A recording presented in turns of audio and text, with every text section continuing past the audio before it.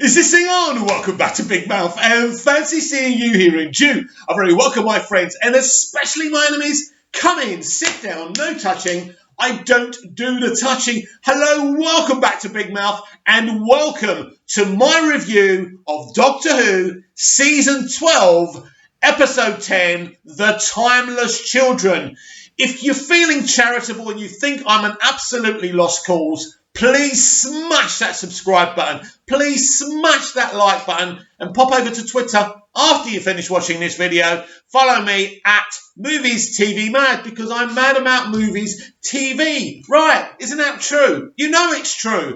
So, apparently the Doctor Who canon has been destroyed. Bill Hartnell has been betrayed. Wrong.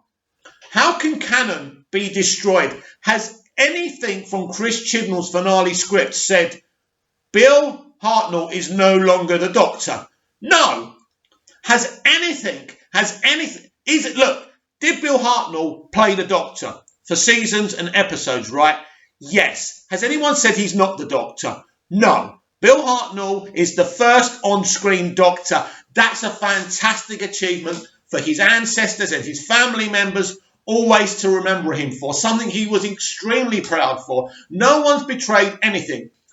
Basically, Bill Hartnell is still the Doctor, right? Patrick Troughton is still the Doctor, right?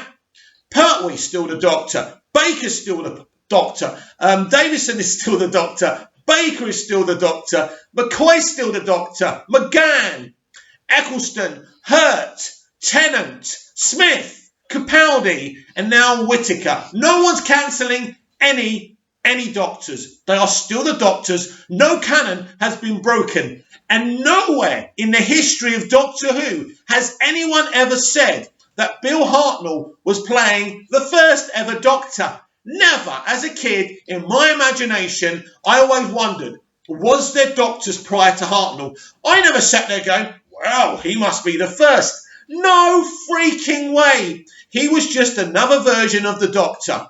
So, now we've got that out of the way, no canon has been broken. It's been expanded upon. And you people are missing the freaking point. The ratings came in today. 3.7 something or whatever they were. No expansion, no excitement for people to come in cold and watch this, right? Don't give me the marketing. It's not the marketing, right? If you force my face in a bin of custard, right, I'm not going to eat more custard than my stomach can take. If people don't want to watch Doctor Who, they're not going to watch it. The marketing, especially for the past 3 weeks, has been massive. It's nothing to do with marketing. I'm going to be acting like this because there's a lot of frustrations, right? In season 11, you and me said we didn't like the standalone episodes and we wanted an arc. Not having an arc was a bad thing. And then you lot complained about Moffat's brilliant arcs. We don't want arcs anymore. So Chibnall gave you a season without arcs. Then we all said we need arcs, including me. He gave us a fabulous arc, an arc that he teased in his first season, right? And now you're saying you don't want arcs. Doctor Who is now too bold. How can you be too bold? But that's not enough. That's not enough. Because apparently, Chris Chibnall's Doctor Who, just like Stephen Moffat's apparently, is too confusing. Do you know what? I never thought I'd say this, but a lot of Doctor Who fans lack imagination. Ooh, there shouldn't be a cliffhanger. We don't want a cliffhanger. We have to wait 8-9 months for it to be resolved. What is wrong with you people? Do you want Doctor Who to be absolutely boring? I don't understand these criticisms, right? So, canon hasn't been broken. It's great to have a cliffhanger. And the more stories Chibnall wants to squeeze in, the better. It's exciting. This episode flowed to the companions, to the Doctor, to the Master, right? Now, going back till we really delve into the episode, looking at these ratings. These ratings are not good for a finale. This shows no excitement to come in and see this. What happened to the people who watched, 10 million people watched Jodie's first episode? What happened to the people who watched Eccleston's first episode, Rose, who kept on coming back for Tennant, right? Smith had good ratings. They weren't as strong as Tennant's, no question. And they dropped even further with Capaldi. But people were still coming in. What's happened to Doctor Who? It's certainly it's a gradual dropping off from the moment Russell T Davies left. There's no question about it. Right. I'm going to be absolutely clear about this. Is this Chibnall era the best Doctor Who ever? No. Is Jodie Whittaker a good or a great doctor?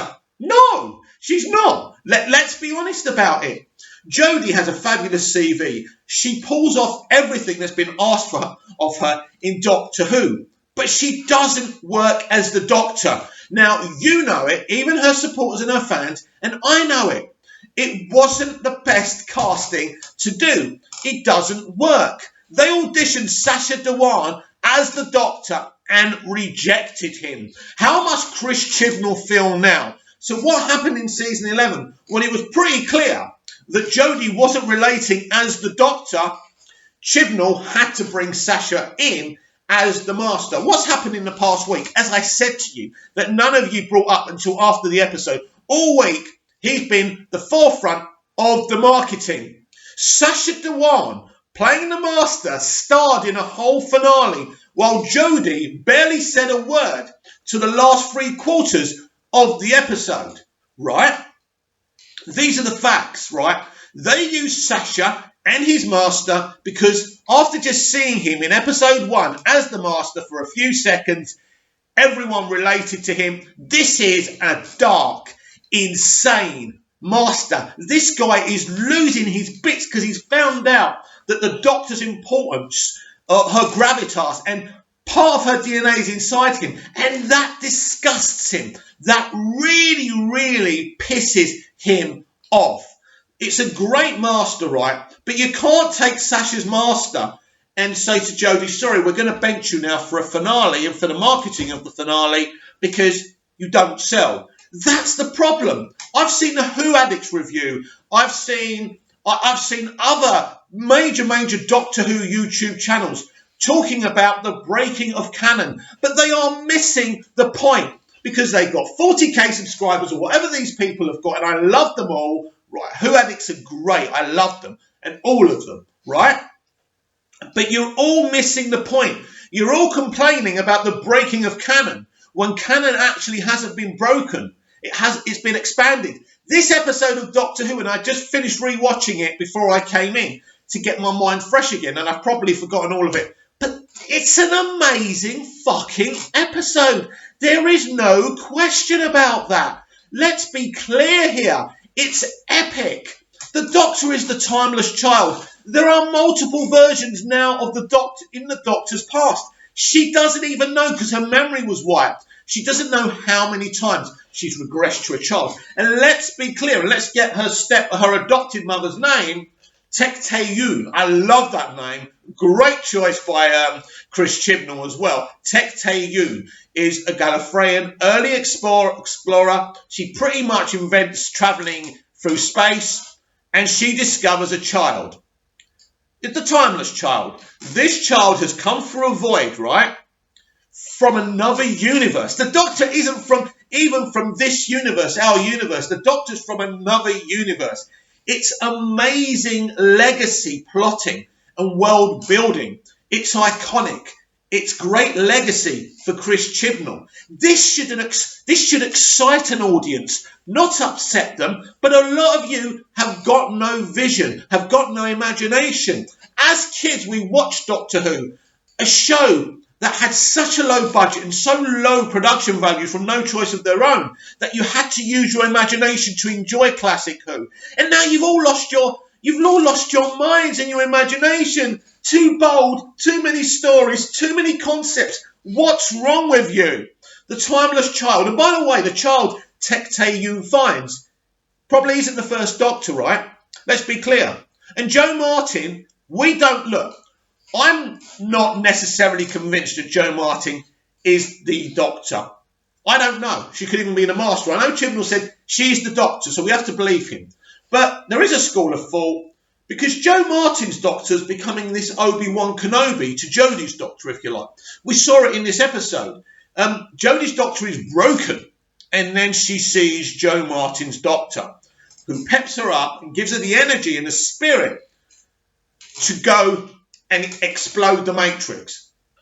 We don't even know what Joe Martin's character is, really. I mean, she's the doctor. Now, again, this is another problem, right? Let's say she's the doctor and she isn't some kind of plant. She works as the doctor. Especially in the finale episode, you saw the gravitas Joe gives the doctor. This woman should be playing the doctor next season.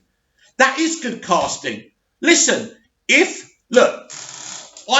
spoke to some people at the BBC when I heard that Jodie was cast, right? And I said to them, she isn't the doctor. Cast her as the doctor's companion. She's a fantastic, fabulous character actor. The woman is talented. There is no question. She's just not the doctor. And I said it during season 11, and I'm saying it now. She has improved. The scripts have improved. At times, she's seen more of the doctor than she has done in the past. But at the end of the day, whoever plays the doctor and the companions must be able to sell the show. And not Bradley Walsh, Mandip Gill, or Tulsi Cole can sell this show, or Jodie. None of these people are selling the show. That's why it's not even getting 4 million overnights now. Your cast sell your show. Eccleston and Piper sold this show. Tennant and Piper sold this show. Smith and Gillen sold this show. Coleman and Smith sold this show. Capaldi and Coleman most certainly sold the show, right? But these actors and the main actor playing the doctor can't sell the show to a mainstream audience, right? The ratings are solid. They're not disastrous. But for it not to even go up for a finale is absolutely troubling. Not even to 5 million. Very troubling. Right? And people are blaming the night it's on. It isn't the night it's on.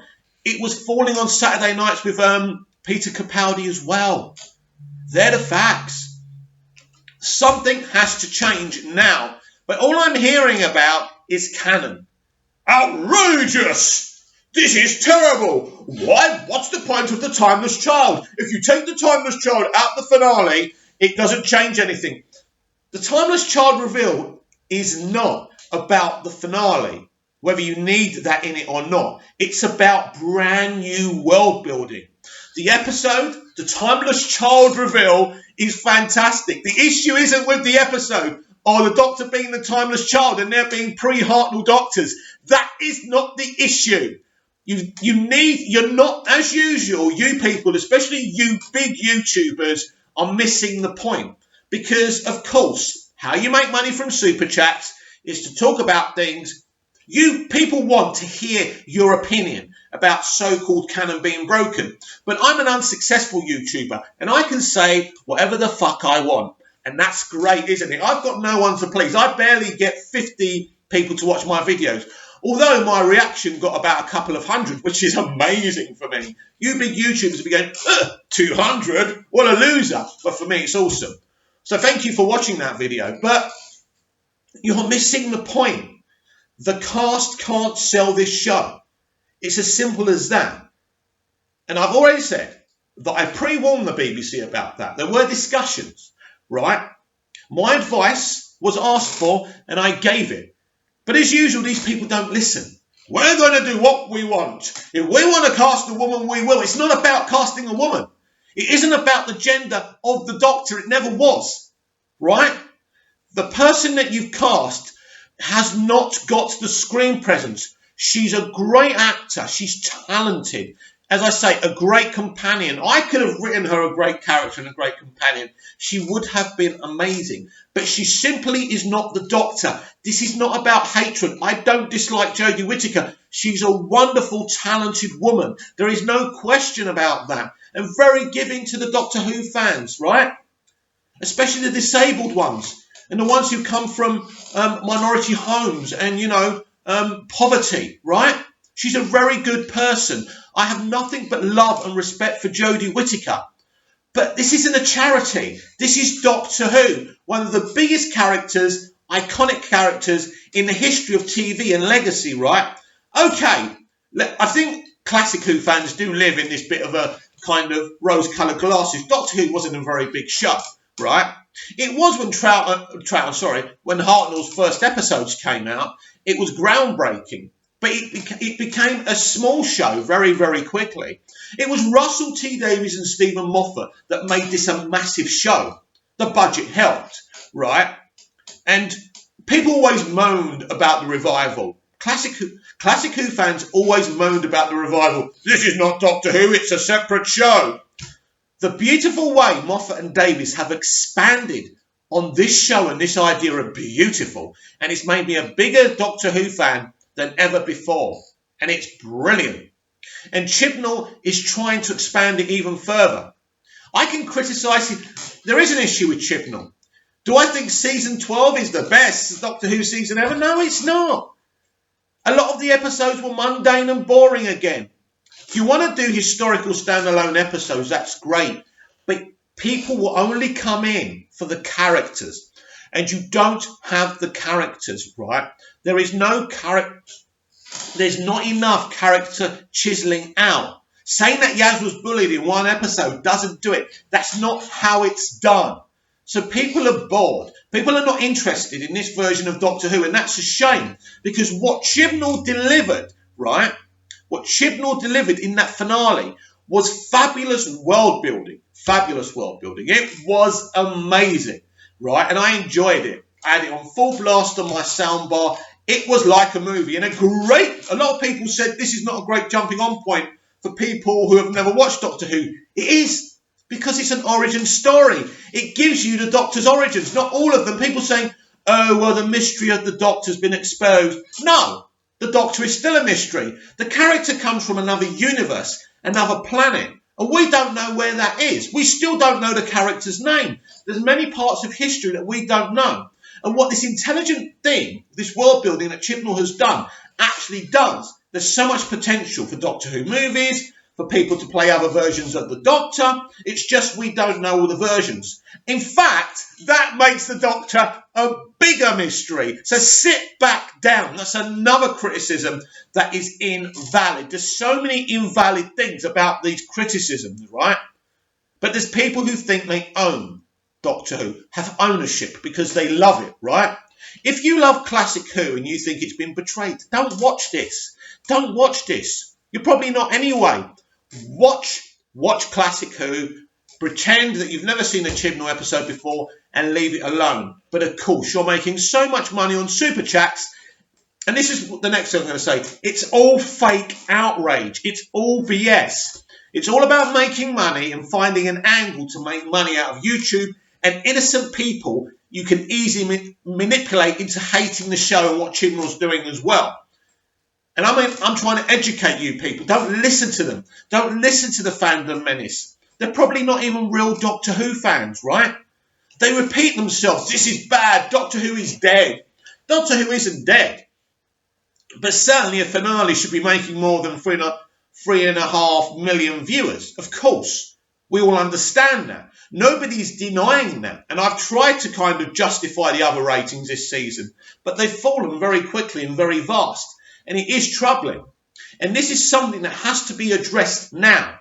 There's an opportunity, right? And I don't know if they've taken it, in this special at Christmas to finish off this Doctor's run and these companions' run and do something different. The thing is, Chris Chibnall is still there and his mentality is still there. Now, this finale shows that he is capable of coming up with special things. But you can throw all the legacy and world building at people you want. And as I've already said, if you haven't got characters, if you don't have a Rose Tyler, if you don't have Amy, if you don't have Rory, if you don't have a River Song, if you don't have a Clara Oswald, right, or a Doctor that people are interested in or care about, it falls by the wayside. Chris Chibnall and the BBC need a rethink. They already need a change.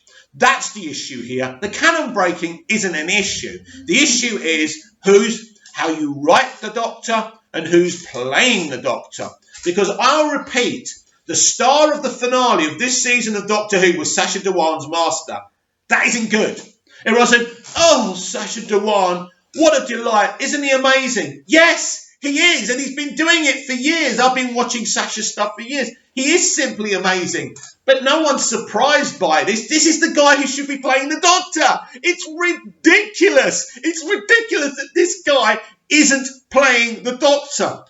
It ticks every single box that the BBC and Chibnall want, right? He's from a minority background, but he's a great actor and he can play a great Doctor. Why isn't this guy playing the Doctor, right?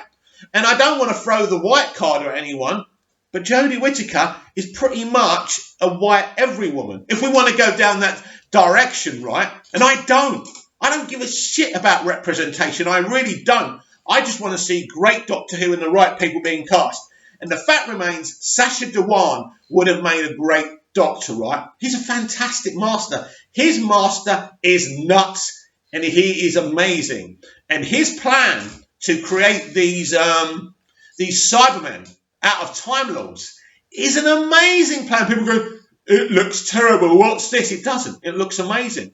It's another fabulous concept by Chris Chibnall. It proves that he can do it. As I say, if you want to talk about how basically mostly Chibnall's Doctor Who has been very bland and very uninteresting. I'll say that now.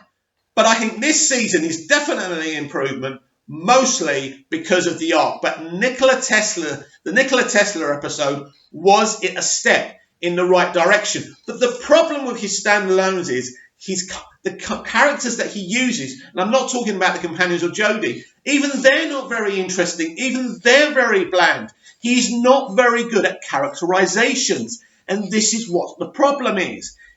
And people can see it. And so here's the problem now. He isn't going anywhere. He's coming in. So he needs to do something. He needs to do something quickly where people are going to say, well, he doesn't have to do the characterizations. That's why I spoke about Captain Jack being the full-time companion. Now, pretty much obvious, we know that Captain Jack is in the same prison as the Doctor. We all saw the cliffhanger yesterday. It was good, right? So Captain Jack's in there. He and Jodie's Doctor meet and he helps her escape, right? Obvious. For me, if you're going to keep her, at least have him and maybe Gwen as a companion. Not going to happen now, is it? We know. He hasn't got that vision. A lot of people were disappointed that the companions survived the finale. Wasn't very surprised, to be honest with you, even though I did make a few predictions, but very quickly it was pretty obvious they weren't going anywhere. Really, this Christmas special is the season finale. That's the real season finale. I also believe that the Master and the Cybermen Time Lords will return for that episode. Maybe they'll even help the Doctor defeat the Daleks. Really looking forward for the Dalek episode. It's going to be amazing. But the finale itself was finessely made. It really was. And I think, as I say, I want to say something else about when the Doctor went into the Matrix. The Doctor necessarily may not be the timeless child. And that's not because I don't like the idea. I love it. So I'm not living in denial here. I feel that the Doctor could... No, basically, I believe the Matrix could have been corrupted. Either by the Master or the Time Lords before the Master even looked at it. There could be a darker secret being held here. Or because the Master discovered he's the timeless child, he couldn't handle that and he regressed everything over to the Doctor and manipulated the Matrix. So that may not happen in the Chibnall era, but if another showrunner wants to do away with what he's done, look, this is Doctor Who, this is sci-fi, this is science fiction. You can change anything. So people saying this is going to stick forever, maybe it will, maybe it won't. But there are easy ways of undoing it. And saying that the Matrix was corrupted is easy. But maybe Chibnall's further idea is that actually someone else is the timeless child and the Matrix was corrupted. We don't know. But for now, we have to accept the fact that the Doctor is the timeless child. There's multiple versions of her pre-Hartnell and we haven't met them yet. and that expands the landscape, and that excites me. So there's that. There's the timeless child reveal and all of that. I loved it. I loved the feel of the episode. The episode felt very, very epic. It felt very blockbuster movie, and I liked that. Again, some fans will tell you Doctor Who shouldn't be epic. Maybe Classic Who didn't have to be epic, but we live in the 21st century where people don't have the patience for slow pacing. People don't want to sit down and watch that. It's as simple as that, right? So you can't go back to Classic Who. I think Chibnall's tried to do his best to do that, and the classic fans don't even appreciate that. Not everyone's coming in. We can tell by the ratings, right? So I really like this episode. I love the scene between Yaz and Graham. I think, because another thing I've kind of noticed before is that actually Graham, Yaz and Ryan don't really sit down and interact with each other that much. If you watched previous companions, let's say 3 companions in the past, or kind of even Barbara, Ian, and Susan had a really good relationship, right? And I'm sure you can remember that if you've seen it. But these 3 just seem to be these 3 random people following the Doctor around. That's what I'm talking about. Chibnall can't be asked with characterizations. That is a flaw within Chris, and it's something he has to look at, or bring someone in who can do these characterizations. That's nothing to be ashamed of. I like writing drama. I like writing compelling stuff. I can't make people laugh. I can't write comedy, right? So if I want to do some comedy, I get some advice. We can't be good at everything. That's the way creativity and art works. Work to your strengths and ask for help when you need to. There's nothing to be ashamed of in that, right? So that's why I love the scene between Graham and Yaz, because it actually shows there's some kind of dynamic and relationship. And I mean, it's amazing. Bradley Walsh is simply amazing. And I thought Mandip Gill in that scene, when you see her eyes watering, saying that's the nicest thing anyone's ever said to me, that dynamic between them. The way she turned around and said, "You're not a bad human yourself." Weird that she just referred to him as a human. I believe Yaz hasn't been a human being since Spyfall Part 2, and I've mentioned that to you guys and girls before. We'll see how that plays out in the Christmas special as well. We don't have a date for the... no, it's not the Ascension of the Daleks, is it? Is it the Resurgence of the Daleks or something like that? A really good title. I can't wait for it. And the way they ended this finale was brilliant. Ryan was on his own with the Game of Thrones guy. There was some good stuff with Ryan, but again, not enough. Again, can't be bothered with characterizations, right? Because to him, basically, he's just wasting time on those companion scenes until he can go back to the Master and the Doctor. I suppose he's like the fans, really. That's what we're here for. Right. Now, what about the Cybermen? Were they sidelined? You know when people keep on saying they're afraid that the Cybermen are or were going to get sidelined? What do you actually do with Cybermen? Let's imagine you make them front and centre. What the hell do you do with them? There's only one thing I could ever do with them if I was running and writing Doctor Who. You'd have to really belabel the fear of one moment being a human being and then being put in this metal casing and being turned into this monster, if you like. And I think RTD tried to do that to a point, and it worked. I think RTD's Cybermen stories were amazing, and I think he got the Cybermen more than any other showrunner. But that's just my personal opinion. Now, so basically, the Cybermen were kind of sidelined, but at least they were on Gallifrey. At least they were kind of a threat to a point. And then we had the Time Lord Cybermen, which was an amazing concept, right?